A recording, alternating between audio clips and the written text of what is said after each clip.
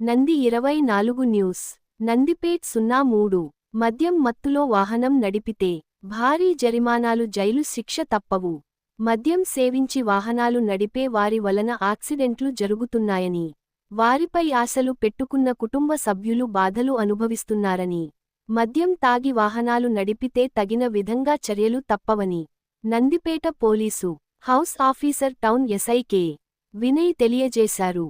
June 24న నందిపేటలో నిర్వహించిన ప్రత్యేక drunk and drive తనిఖీల్లో ఆర్మూర్ మండలం కోమన్ పల్లి గ్రామానికి చెందిన సాయిలు మద్యం మత్తులో వాహనం నడుపుతూ పోలీసులకు పట్టుబడ్డాడు.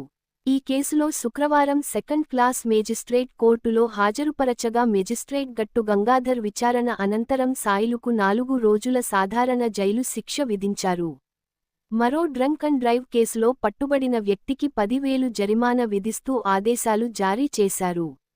ఈ సందర్భంగా ఎస్ఐ కె. వినయ్ మాట్లాడుతూ మద్యం మత్తులో వాహనాలు నడపడం వల్ల ప్రమాదాలు జరిగి అమాయకుల ప్రాణాలు కోల్పోయే పరిస్థితులు ఏర్పడుతున్నాయని ఆందోళన వ్యక్తం చేశారు. అలాంటి ఘటనలు నివారించేందుకే డ్రంక్ అండ్ డ్రైవ్ తనిఖీలు నిరంతరం కొనసాగుతాయని తెలిపారు. మద్యం సేవించి వాహనం నడపడం చట్టరీత్యా నేరం. ఎవరు నిబంధనలు ఉల్లంఘించిన ఉపేక్షించేది లేదు. డ్రంక్ అండ్ డ్రైవ్కు పాల్పడిన వారిపై కేసులు నమోదు చేసి కోర్టులో జైలు శిక్షలు, భారీ జరిమానాలు తప్పవు.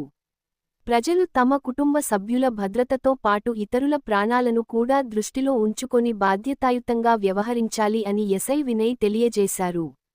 డ్రంక్ అండ్ డ్రైవ్ నియంత్రణకు ప్రత్యేక డ్రైవులు మరింత ముమ్మరం చేస్తామని, చట్టాన్ని ఉల్లంఘించే వారిపై కఠిన చర్యలు కొనసాగుతాయని ఆయన స్పష్టం చేశారు.